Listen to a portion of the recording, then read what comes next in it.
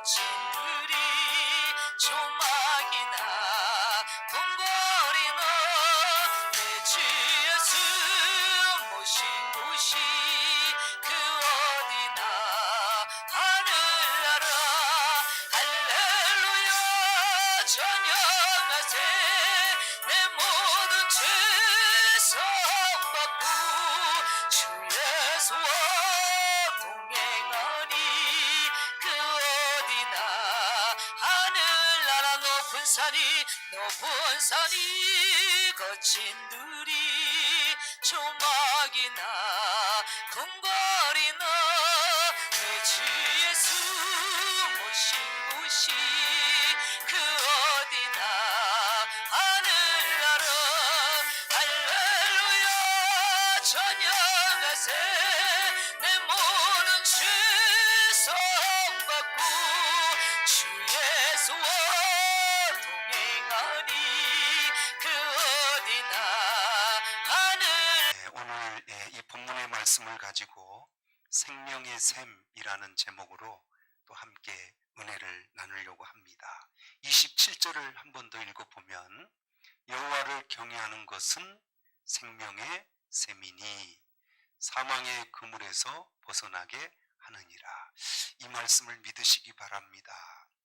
여호와를 경외하는 게 이게 별거 아닌 게 아니라 그게 생명의 샘 된다, 이렇게 말하고 계시거든요. 생명의 샘이 뭘까요? 여러분, 인간은 너나 할 것 없이 누구나 물 없이는 못 삽니다. 아무리 맛있는 음식이 있다 하여도 물을 먹지 않고는 죽는 거지요. 인간의 생명이 어디서 오느냐? 물 먹는 데서부터 생명이 존재가 되는 겁니다. 그래서 이 물이라고 하는 게 뭐냐? 물을 못 먹고 사는 사람은 없잖아요. 근데 이 생명의 샘, 이 물이 어떻게 표현하냐면 이 물을 안 마시면 목마르잖아요. 여러분, 인생의 갈증, 인생의 목마름을 느껴보셨나요? 우리 먹는 물 말고 인생을 살다 보면 그냥 목마름이 있잖아요. 채워지지 않는. 그래, 이 목마름이 뭐냐면 만족이 없는 거예요. 뭘 가져도, 뭘 소유하고 뭘 이루어도 도무지 만족이 없어요. 그 인생이 불행할까요? 행복할까요? 그게 인생의 불행이고 그게 결국 사망의 길을 가는 그게 인생의 모습이다, 이렇게 말하고 있습니다. 하나님이 인간을 만드신 거 믿으시지요? 언제 만드셨어요? 태초에 에덴 동산에서 하나님이 형상을 따라 인간을 만드셨죠. 그때는, 처음 만드실 그때는 만족했을까요? 만족이 없었을까요? 만족했죠. 부족함이 없었죠. 근데 언제부터 이 생명의 샘, 이 목마름, 이게 우리에게 생겼냐면 타락하면서부터, 그 에덴 동산에서 쫓겨나면서부터 인생은 저주 아래 놓여버리게 됐습니다. 그래서 뭘 해도, 어떤 걸 이루어도, 어마어마한 재산을 소유해도 인생은 그때부터 뭐가 찾아왔냐면 목마름이라는 거, 그게 찾아왔다는 거죠. 이걸 해결할 수 있는 길이 있을까? 세상에는 없어요. 무슨 말씀인지 이해되시나요? 하나님께서 처음 만드실 때 첫째 날부터 이렇게 쭉 만드셨잖아요. 하나님이 지으신 게 조금이라도 부족하거나 모자라나 이런 게 있을까요? 없을까요? 완벽합니다. 하나님 보시기에 좋았더라. 하나님 보시기에 좋았더라. 우리 인간이 봐도 좋은데 하나님이 보실 때 좋았더라, 이 말은 완벽했다 그 말이거든요. 인간이 행복을 누릴 수 있는 모든 조건이 다 이루어져 있다, 이렇게 말하시는 거죠. 그런데 타락하면서부터 이 좋은 하나님의 주신 이 창조의 세계를 우리가 못 누리는 거죠. 그건 여러분, 세상에 어떤 곳에 가서 배워도 이건 못 배웁니다. 하나님에 대한 이 진리, 이 지식은 오직 하나님께로만 배울 수 있습니다. 인간의 뿌리와 근원이 누구냐면 하나님이세요. 어디 가서 내 인생을 알고 내 인생의 목마름을 해결할 수 있겠습니까? 없어요. 그래서 오늘 이 본문을 잘 기억하셔야 됩니다. 길지 않는 두 절인데 여호와를 경외하는 것은 생명의 샘이다. 예수 믿는 게 그냥 믿는 게 아니에요. 아멘. 신앙생활은 그저 그런 게 아닙니다. 살고 죽는 거고요. 행복할 수 있느냐 불행하느냐 이게 예수를 경외하느냐 여기에 달려 있다는 거예요. 지금부터 설명할 테니까 여기 계신 우리 성도 여러분 잘 들으시고 여러분 평생의 만족이 있으시고 여러분 우리 인생이 결코 길지 않습니다만 우리 인생이 생명의 샘을 풍족하게 누리시며 행복한 삶을 살아가시기를 주의 이름으로 축원합니다.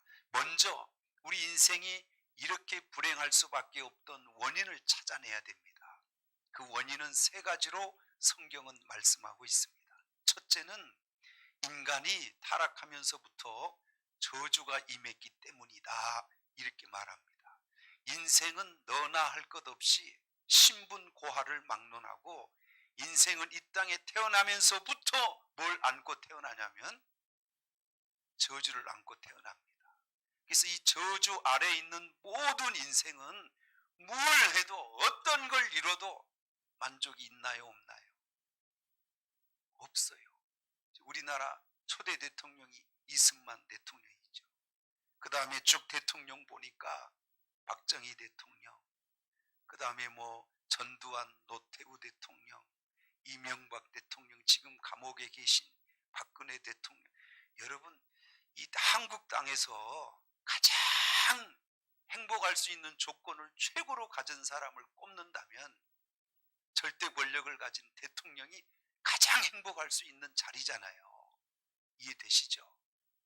그 어마어마한 그 권세, 무엇이든지 할 수 있는 그 권세, 그걸 가지고 행복해요 불행해요? 감옥에 안 간 대통령이 있어요? 아니 그 권세 가지고 왜 행복 못해요? 왜 그럴까요? 권세가 모자라서 그럴까요? 아니요. 인생은 너나 할 것 없이 저주 아래 있기 때문에 그렇습니다. 우리나라 최고 재물을 많이 갖고 있는 사람이 이재용이잖아요. 삼성그룹 부회장. 지금 어디 계세요? 감옥에 있죠. 그분에게 찾아가서 한번 만족하냐고 한번 여쭤보십시다. 뭐라고 대답할까요? 아마 힘들다, 괴롭다, 재물이 이게 별거 아니다 이렇게 말할 겁니다. 만족할까요? 못해요. 여러분 인생은 가난해도 만족이 안 되고 부유해도 만족이 안 되고 어마어마한 명예와 권세를 가져도 만족이 될까요? 안 될까요? 왜 안 돼요 도대체? 원인이 뭐예요? 그게 우리는 볼 수 없지만 인간은 타락하면서부터 뭐가 왔기 때문이에요? 저주가 임했기 때문입니다. 몸부림을 쳐도 어쩔 수 없는 것, 그것은 우리 인생의 저주를 이길 수 없기 때문이에요. 전도서를 기록한 사람이 솔로몬 왕이거든요. 이 왕은 지금 이 대통령이 가지고 있는 권세는 비교도 안 될 어마어마한 권세와 부귀영화를 누렸던 사람이거든요. 이 지구상에서 행복할 수 있는 첫째 조건을 갖춘 사람을 꼽아라 그러면 저는 너나 할 것 없이 솔로몬을 꼽을 겁니다. 솔로몬 같은 권세, 그 부귀영화, 그걸 다 가진 사람이 역대 인류에 있었냐 이 말이죠. 아시죠? 부인이 몇 명이요? 부인이 1000명이요. 부인을 1000명 거느릴 수 있어요? 그 권세가 있기 때문에 가능한 거죠. 이 솔로몬이 이런 얘기를 했어요.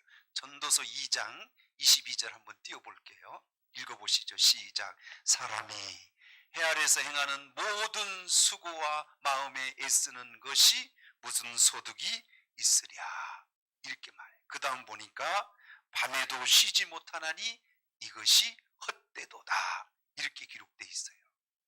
살아봤다는 거예요. 누가요? 솔로몬이 무엇이든지 눈에 보이는 것은 한 번도 금해보지 않고 다 할 수 있는 그 권세. 여러분 저는 그게 부러워요. 눈으로 보면 다 할 수 있다는 거예요. 저거 갖고 싶다 그러면 다 갖는 거예요. 저 아파트 살고 싶다 그러면 눈에 보이면 뭐든지 할 수 있었다는 거예요. 그게 어마어마한 권세죠. 그런데 그걸 다 해보아도 뭐래요? 만족이 없고 무슨 소득이 있으랴. 그 마음이 밤에도 쉬지 못하니 이것 또한 헛되도다. 솔로몬이 헛되다 하면 우리 같은 인생은 어떨까요? 만족 어렵죠. 그 권세를 가지고도 어렵다니까. 그래서 여러분 원인을 잘 아셔야 돼요. 왜 인생은 이렇게 만족이 안 되고 늘 목마름 속에 살 수밖에 없느냐. 그 원인 그게 뭐냐. 첫째, 인간은 저주 아래 있기 때문이다. 이걸 우리가 피해서 이길 수 있나요 없나요? 없어요. 그래서 인생이에요. 두 번째 이 원인이 뭐냐면 죄 때문입니다. 죄. 인간이 타락하면서 얻게 되는 게 또 불행이 이 죄인데요. 여러분 죄는 처음부터 나쁜 게 아니에요. 사람이 죄에 빠지는 원인이 있어요. 죄에는 일시적인 쾌락과 기쁨이 있습니다. 그래서 사람이 이 죄에 빠지는 거예요. 여러분 도박 재밌어요? 재미없어요? 재밌어요? 재미없어요?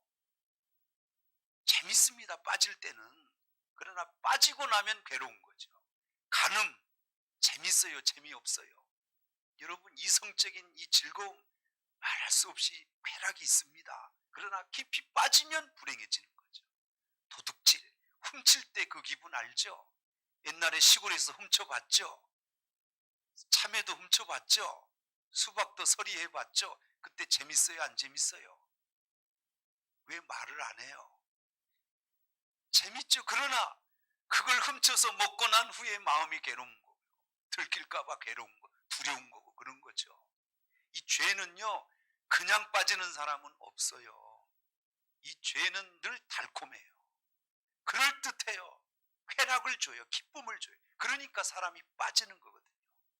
그러나 이 죄를 빠지고 난 후에 사람은 양심이 괴롭고 누가 쫓아오지 않아도 걸릴까봐 두렵고 이게 죄의 두려움이거든요. 이게 한 번 걸리잖아요. 여러분 인생은 절대로 행복할 수가 없어요. 근데 더 위험한 건 뭐냐면 다 배웠어요. 경험을 했어. 저건 죄야. 저건 도박이야. 저건 간음이야. 다 지식으로는 알아요. 그래도 빠질까 안 빠질까? 그래도 빠지는 게 죄라요. 인간은 이걸 이길 수가 없어. 이 죄를요. 왜냐하면 죄 아래 있어요. 인간이. 죄 위에 있는 게 아니라 그 조건이 주어지면 누구나 간음하고 그 상황이 주어지면 누구나 도박하고 다 그럴 수밖에 없어요. 그걸 피해갈 수 있는 사람이 없어요. 그래서 아담도 무너졌고요. 솔로몬도 다 무너졌어요. 이 죄의 힘이 우리를 이기는 거예요. 이해되시죠? 사도 바울은 그렇게 성령 충만하고 믿음 충만했던 사람인데 사도 바울도 이 죄는 어떻게 못 해보는 거예요. 그래서 그가 썼던 로마서 7장에 보면 이렇게 고백합니다. 7장 23절부터 읽어볼까요? 시작. 내 지체 속에 한 법이 내 마음의 법과 싸워. 이 마음에 법이 두 개 있는데 이건 양심의 법이 하나 있고 죄의 법이 하나 있다는 거예요. 보니까 계속 내 안에서 이 두 가지가 싸운다는 거예요. 여러분 물어볼게. 이 양심의 법과 죄의 법이 내 안에서 싸우면 누가 이길까요? 누가 이겨요? 죄의 법이 이깁니다. 그래서 괴로운 거예요. 더 읽어보죠. 아니야. 내 지체 속에 한 다른 법이 내 마음의 법과 싸워 내 지체 속에 있는 죄의 법으로 나를 뭐하고요? 사로잡아 거는 것을 내가 보는도다. 보면서 그걸 뿌리치지 못하고 당하는 겁니다. 그래서 24절 자 넘겨주시고 오라 나는 곤고한 사람이로다. 이 사망의 몸에서 누가 나를 건져내랴. 사도 바울은 이걸 해보려고 해도 이 죄의 법을 못 이기고 어쩔 수 없이 또 죄에 무너지고 육신이 무너지는 걸 보면서 이 몸은 어쩔 수 없구나. 이건 죽을 몸이구나. 사망의 몸이구나. 사도 바울은 자기 자신 내면을 정확히 꿰뚫어 본 거예요. 못 이긴다는 거예요. 못 이기니까 이건 죽을 수밖에 없는 몸이다. 이렇게 고백한 겁니다. 여러분은 어떠세요? 죄 이겨요? 못 이겨요? 이겨요? 못 이겨요? 우리도 죽을 몸이에요. 이 죄의 결과는 뭐예요? 그의 죄의 끝은 뭐예요? 사망이에요. 그래서 죽는 몸입니다. 이거 알아요? 세상 사람도 이거 알고 사나요? 그렇지 않아요. 그래서 늘 두려워. 죄 짓는 사람이 발을 쭉 뻗고 평안히 잘 수 없어요. 마음이 평안이 없어요. 잠이 안 온대요. 늘 근심이요. 그 원인이 뭐예요? 원인이 죄가 원인이라. 그래서 인간이 만족이 안 돼. 늘 불행해요. 원인이 죄 때문이라는 거죠. 이해되셨죠? 또 하나는 죽음입니다. 죽음은 인간의 모든 걸 송두리째 한순간에 앗아갑니다. 물어보십시다. 죽음 이길 수 있어요, 없어요? 안 죽을 수 있는 자신 있는 분 손 들어봐요. 손 좀 들어보세요. 어마어마한 재산을 쌓아놓으신 분은 안 죽나요? 안 돼요. 그 어마어마한 권세, 명예, 지식, 그런 모든 걸 다 가진 사람은 안 죽나요? 안 돼요. 우리 인간 이렇게 보면 아무것도 아니에요. 죽음 앞에 속수무책이라. 다 죽는 거라. 그 어마어마한 재산 가지고도 그거 내려놓고 다 죽는 거라. 그러니까 인생은 뭘 쌓아놔도 죽음 앞에는 허무한 거예요. 인생의 만족이 안 되는 거예요. 이해되시면 아멘. 우리 왜 예수 믿어요? 우리 왜 하나님을 경외해야 돼요? 여러분, 신앙은 다른 게 아닙니다. 이 저주와 죄와 이 사망을 여러분이 어떻게 극복하느냐, 이걸 이기느냐, 이건 한 가지 길밖에 없다는 거예요. 그게 여호와를 경외하는 그 길 외에는 생명의 샘은 이 땅에 없다. 아멘. 그래서 예수 믿는 겁니다. 심심해서 어쩔 수 없어서 믿는 게 아니라 그 길 외에는 우리가 만족할 수 있는 길이 없고 살 수 있는 생명의 길이 없어요. 불교에 가면 있을까요? 다른 종교를 두드리면 될까요? 천만에요. 없어요. 나 외에는 다른 신이 없다. 분명히 말씀하셨습니다. 이 세 가지 이 근원적인 문제에 인간은 걸려 있는 거죠. 그래서 행복할 수 없고 만족할 수 없고 늘 불행과 공포와 두려움, 근심과 걱정, 염려, 이 속에 우리는 괴롭고 힘든 인생, 이 저주 속에 살 수밖에 없다. 이렇게 성경은 우리에게 진단하세요. 병원에 가면 무슨 병인지 진단해서 고치는 것처럼 하나님은 인간을 진단하신 거죠. 여기까지 이해되시면 아멘. 예수님이 어느 날 사마리아 성에 제자들을 데리고 가셨습니다. 너무 긴 여행 가운데 먹을 게 없었어요. 우리 주님 우물가에 앉아 계셨고 제자들은 이 성에 들어가서 먹을 걸 구하러 갔어요. 예수님 우물가에 혼자 계셨습니다. 이때 낮에는 여인들이 물을 길르러 안 오는데 안 오는 그 시간에 어떤 여인이 물동이를 들고 이 우물에 물을 길르러 왔습니다. 그 물은 야곱의 우물이랍니다. 그래서 당연히 자연스럽게 이 여인과 예수님이 얘기를 주고받게 됐어요. 주님이 이런 말을 했어요. 나는 생명의 물이다. 내가 주는 물을 먹으면 목마르지 않을 거다. 그랬더니 이 여인이 그런 물이 어디 있냐고. 그 물 먹으면 절대 목 안 마른다니까. 주님이 그렇게 얘기하셨어요. 내가 길르러 온 이 물은 먹어도 또 목마르거니와 내가 주는 물은 내 안에 영생이 솟아나니 목마르지 아니하리라. 그랬더니 그분이 누구네요? 내 앞에 있는 나다. 그래서 이 여인이 이게 이해가 안 되는 거죠. 내 남편을 그럼 데려와라. 그랬더니 여인이 당황하는 거죠. 내 남편이 5명 있었는데 6번째 있는 남편과 살고 있는데 이 남편도 아직 자기 정식적인 남편이 아닌 모양이에요. 그러니까 이 여인은 인생의 목마름을 해결해 보기 위해서 남편을 바꿔본 거예요.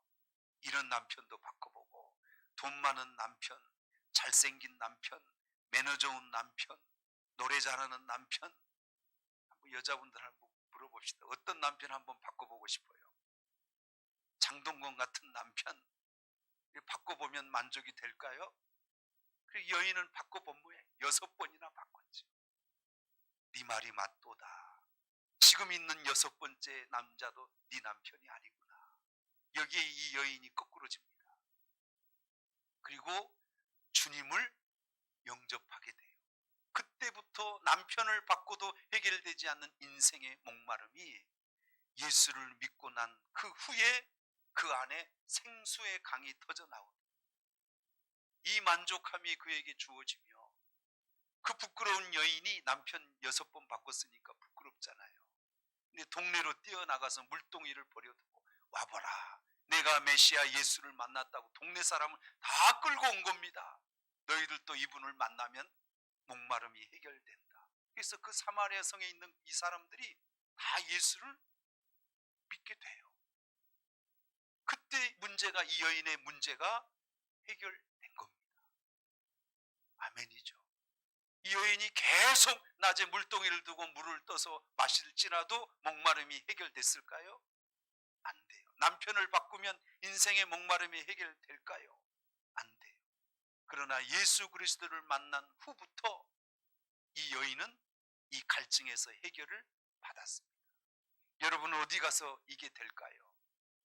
오직 예수 그리스도 그분만이 우리에게 인생의 목마름, 우리의 모든 삶의 근원, 생명의 샘이 되심을 믿으시기를 주의 이름으로 축원합니다. 자, 그러면 이제 답은 딱 나온 거죠. 자, 진단은 제가 다 해드렸어요.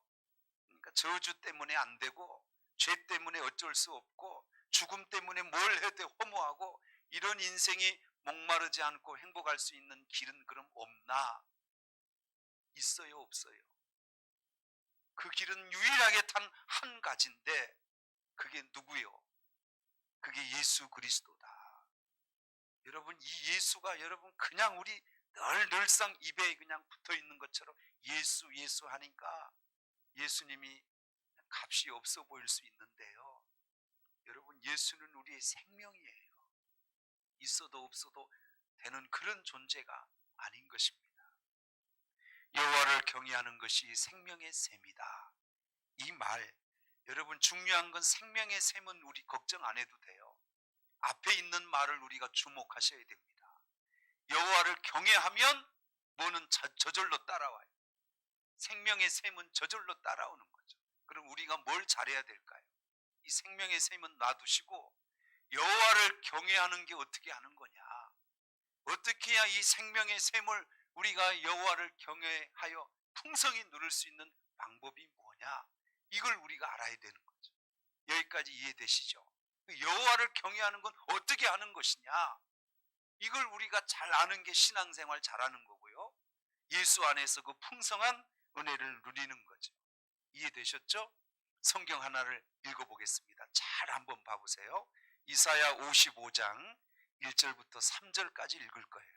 한번 읽어보세요. 시작. 오라 너희 모든 뭐 하는 자들아, 목마른 자들아, 물로 나오라. 이 인생을 가리켜서 목마름으로 표현하셨습니다. 목 안 마른 인생은 있나요? 없나요? 없어요. 나오래요. 목마른 자들아 물로 나오라. 돈 없는 자도 오라. 돈 없어도 할 수 있다는 거예요. 2절. 너는 와서 사 먹되 돈 없이 값 없이 와서 포도주와 젖을 사라. 2절. 너희가 어찌하여 양식 아닌 것을 위하여 은을 달아주며 배부르게 하지 못할 것을 위하여 수고하느냐. 멈춰놓고요, 세상 사람들이 그 행복을 찾기 위해, 목마르지 않을 이 영생을 찾기 위해 어떤 금을 어떤 보물을 갖다 줘도 세상에서 이걸 찾을 수 있고 이걸 돈으로 주고 살 수 있는 게 있어요, 없어요? 그래서 돈을 가지고 옷을 잘 예쁜 비싼 옷 사 입으면 목마름이 해결될 줄 알고 옷을 사 입어봐요. 그러나 그것도 며칠이. 좋은 자동차를 사면 인생의 목마름이 사라질까봐 비싼 자동차를 돈 주고 사봐요. 그것도 일시예요.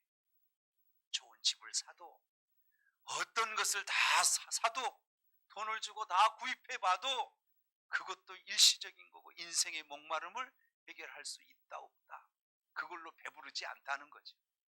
왜 배부르지도 않는 것을 위하여 너희 양식을 달아주느냐, 은을 달아주느냐. 여러분, 주님은 우리 인생을 정확히 아세요. 여기까지 이해되시죠? 그 다음 보십시다. 주며 배부르지 2절 배부르지 하게 지 못할 것을 위하여 수고하느냐. 또 엉뚱한 것에 수고하고 평생을 낭비합니다. 3절 보시죠. 잘 보셔야 돼요. 내게 듣고 들을지어다. 그리하면 너희가 좋은 것을 먹을 것이며 너희 자신들이 기름진 것으로 즐거움을 얻으리라. 자, 들어보래요. 한번 배워보래요. 그러면 좋은 것을 먹고 기름진 것으로 즐거움을 얻는답니다. 3절 마지막 보지요. 자, 시작. 너희는 귀를 기울이고 내게 나와 들으라. 그리하면 너희의 영혼이 살리라. 그 다음 내가 너희를 위하여 영원한 무엇을 맺으리니 언약을 맺으리니 곧 다윗에게 허락한 확실한 은혜니라. 여러분 성경을 좀 읽어보셔야 될 이유가 뭐냐면 성경은 이렇게 한 부분만 읽어가지고 우리에게 그런 큰 양식이 될 수 없어요. 창세기부터 요한계시록까지 줄거리가 있고 맥이 있거든요. 그 맥을 뚫는 가장 확실한 방법 중에 하나가 언약입니다. 언약. 창세기에 인간이 타락하면서부터 하나님이 언약을 주셨어요. 앞으로 누가 오게 될 거다. 그게 사단의 머리를 깨트리고 여인의 후손을 통하여 너희를 구원할 어떤 한 사람이 올 거다. 이걸 인간에게 다윗에게도 그랬고 이 하나님께서 이 인간에게 언약을 하신 거거든요. 하나님은 어느 날 즉흥적으로 어쩌다가 갑자기 행하신 일이 한 가지도 없어요. 다 약속하시고 계획하시고 그리고 그 약속한 것을 다 이루시는 것, 그게 하나님이 정확하게 하신 일이에요. 즉흥적으로 우리처럼 그렇게 일 안 하세요. 다윗에게 맺은 저 언약이 뭐냐면 우리는 신약에 와서 그게 다 밝혀졌죠. 그 다윗을 통하여 하신 언약이 누구를 통하여 완성되냐면 예수 그리스도를 통하여 완성이 되죠. 우리 하나님께로 우리가 직접 갈 수 있어요, 없어요? 그럼 누구를 통해서만 가요? 그게 예수의 통로예요. 한번 성경을 하나 읽어보겠습니다. 요한복음 12장 44절을 한번 읽어보죠. 시작. 예수께서 외쳐 이르시되 나를 믿는 자는 나를 믿는 것이 아니요 나를 보내신 이를 믿는 것이다. 잘 보셔야 돼요. 예수님이 사람으로 이 땅에 오셨죠. 그리고 나를 믿으라 했죠. 나를 믿으면 영생을 얻고 아버지 나라에 간다 그랬죠. 저 말씀을 좀 보시면 예수께서 외쳐서 이렇게 말했어요. 나를 믿는 건 나를 믿는 게 아니야. 누구를 믿는 거래요? 나를 보내신 그분을 믿는 거야. 나를 보내신 그분이 누구예요? 하나님이에요. 그러니까 우리는 하나님을 몰라요. 그러나 누구만 믿으면 하나님을 믿는 것과 같아요. 잘 아시네. 여기까지 잘 따라오시세요. 그 다음 절 넘겨보죠. 나를 보낸 자는 나를 보내신 이를 보는 것이니라. 나를 보는 것은 나를 보내신 이를 보는 것과 같다. 예수님을 누가 보냈어요? 하나님이. 그럼 예수를 보는 건 누구를 보는 거예요? 하나님을 보는 거예요. 이게 언약이에요. 그 다음 하나만 더 볼게요. 요한복음 6장 40절을 한번 보죠. 읽어보시죠. 시작. 내 아버지의 뜻은 아들을 보고 믿는 자마다 영생을 얻는 것이니. 자, 아버지는 저기서 누구예요? 하나님. 아버지의 뜻이 있대요. 우리를 구원하게 하는 게 아버지 뜻이에요. 근데 뭘 통해서만 구원돼요? 아들을 보고 믿는 자마다 영생을 얻는 것이니 마지막 날 내가 이를 다시 살리리라 하시니라. 그러니까 하나님을 우리는 볼 수도 없어요. 그러나 누구만 보면, 예수만 보면, 그만 보면 그를 보내신 하나님을 보는 것과 같다. 그래서 여호와를 경외한다 이 말 뜻은 첫째 뭐냐면 이 언약으로 오신 예수 그리스도를 확실히 믿고 따라가는 거예요. 그러니까 예수 없이 천국 간다 못 간다? 못 가요.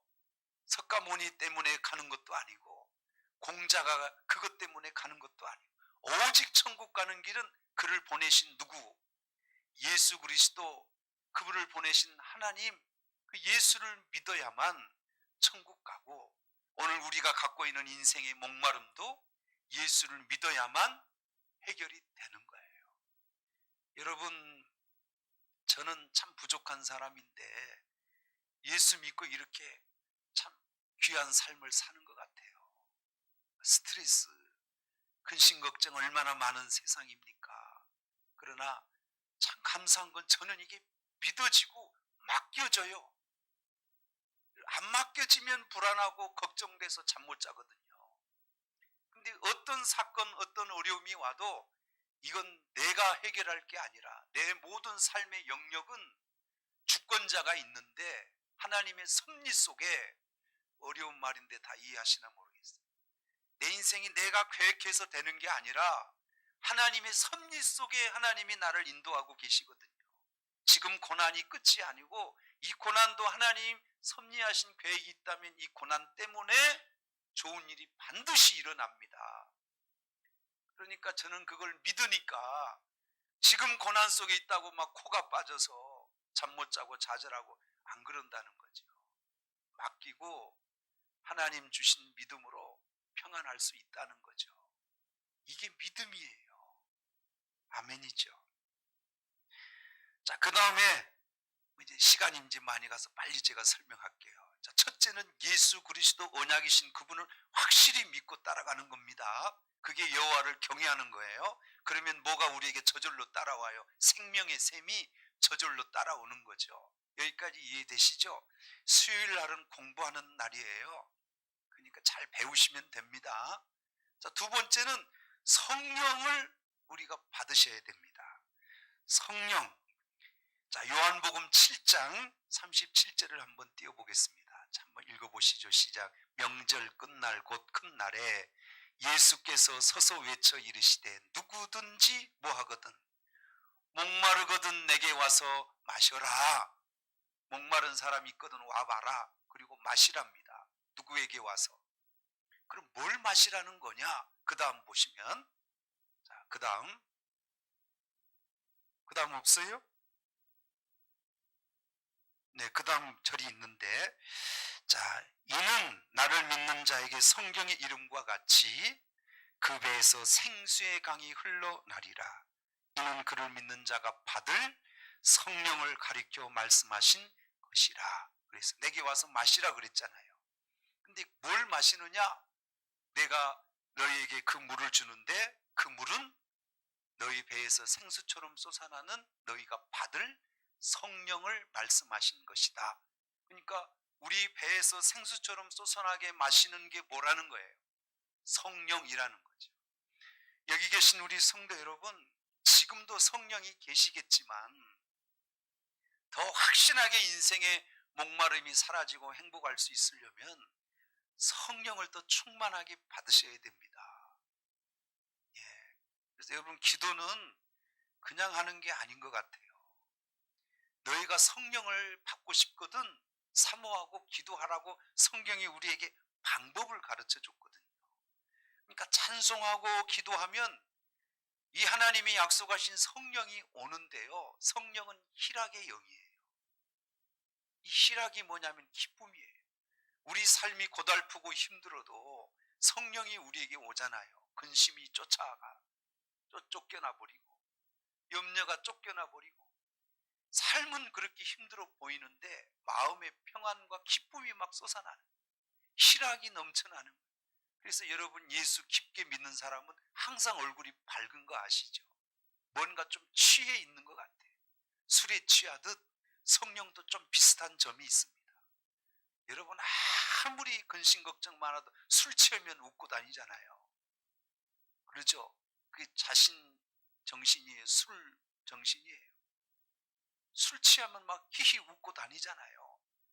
왜 술 먹어요? 그런데 괴로우면 술 먹는다면서요. 술 먹으면 괴로움이 사라지죠. 술에 취해 있을 동안에는. 그러나 술 깨면 또 괴롭겠죠. 우리 인생도 주님이 그렇게 가르쳐주고 와라 목마르거든 내가 내 배에서 생수의 강이 흘러넘치게 하는데 이건 너희가 마실 내 성령을 가리키는 거다. 성령 받으시면 돼요. 목사님 어떻게 받아요? 기도하면 돼요. 깊이 기도하면 성령이 오세요. 이 성령에 대한 설교하려면 나중에 몇 시간 할 거예요. 넘어가기로 하고, 마지막 한 가지, 예수 그리스도 안에 사셔야 됩니다. 예수 그리스도 안에 있어야만 주님께서 우리에게 말씀하신 인생의 복된 열매가 맺혀집니다. 요한복음 15장에 나는 포도나무요 너희는 뭐다? 가지다. 이 가지에서 포도가 맺히긴 맺히지요.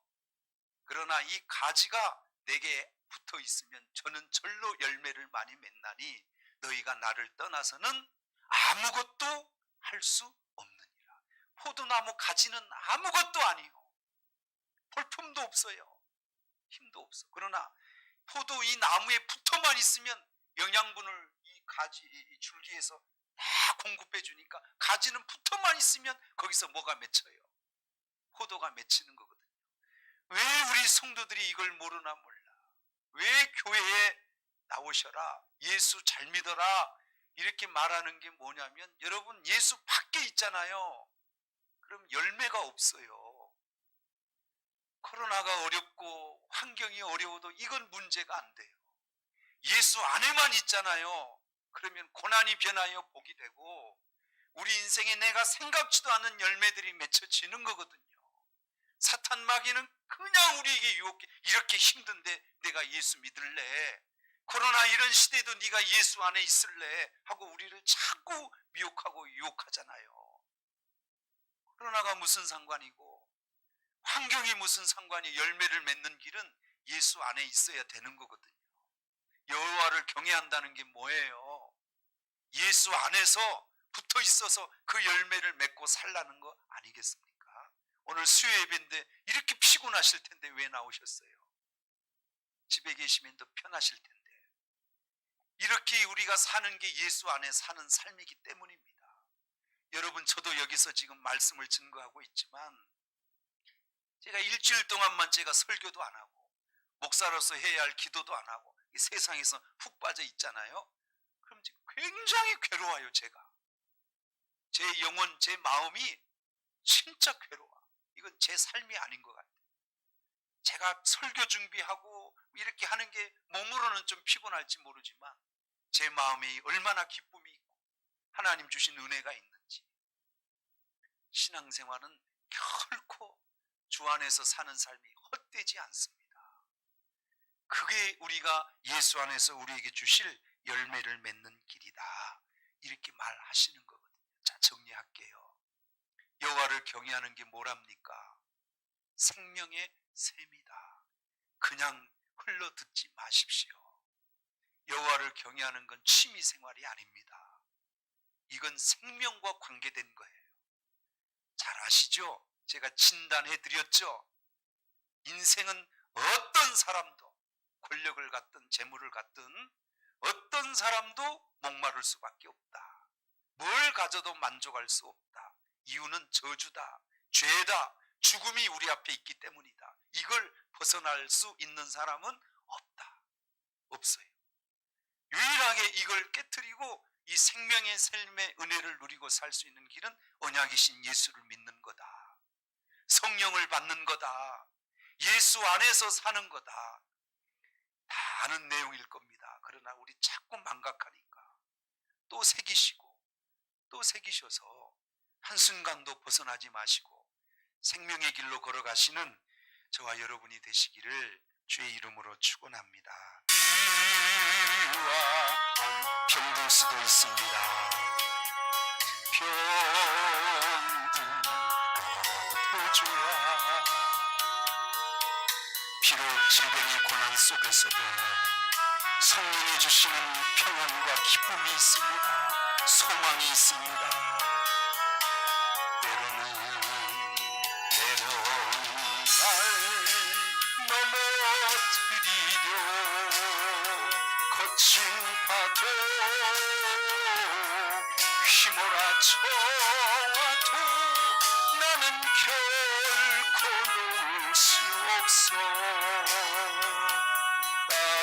따사로운 주의 손길을. 우리 같이 한번 기도하시겠습니다. 여러분, 예수를 믿으시지요? 여호와를 경외하시지요? 생명의 샘의 은혜를 누리며 사십시오. 오늘 주신 말씀 기억하시고 우리 힘차게 주님 한번 부르시며 기도하겠습니다. 주여